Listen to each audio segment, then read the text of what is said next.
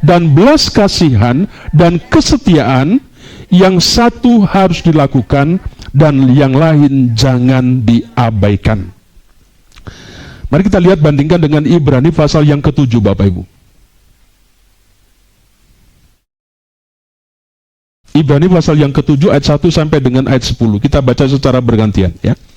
Ibrani pasal yang ke-10 ayat yang pertama sampai dengan ayat yang Ibrani pasal yang ke-7 ayat pertama sampai dengan ayat yang ke-10. Kita gantian membacanya, Bapak Ibu Saudara. Kristus dan Melkisedek.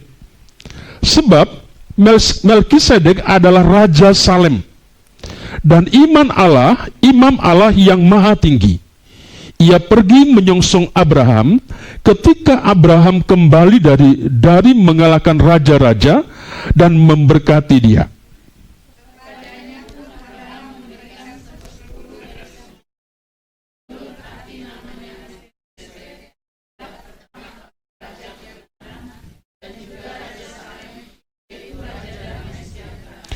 Ia tidak berbapa, ia tidak beribu, tidak bersilsilah, harinya tidak berawal dan hidupnya tidak berkesudahan, dan karena ia dijadikan sama dengan anak Allah, ia tetap menjadi imam sampai selama-lamanya.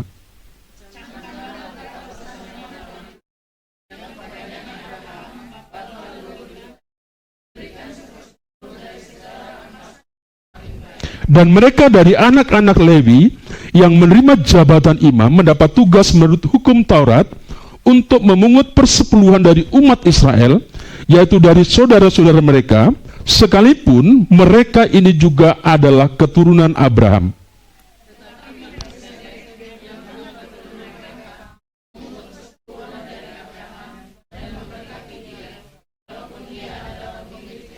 Memang tidak dapat disangkal bahwa ia lebih rendah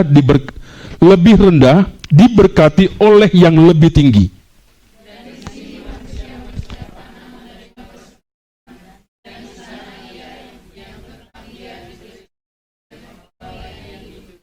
Maka dapatlah dikatakan bahwa dengan perantaran Abraham dipungut juga persepuluhan dari Lewi yang berhak menerima persepuluhan.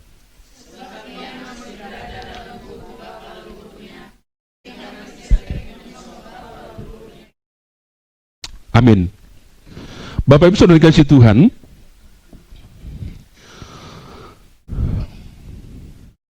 jadi kalau kita membaca bagian ini, Bapak Ibu, tentang persepuluhan di sini, maka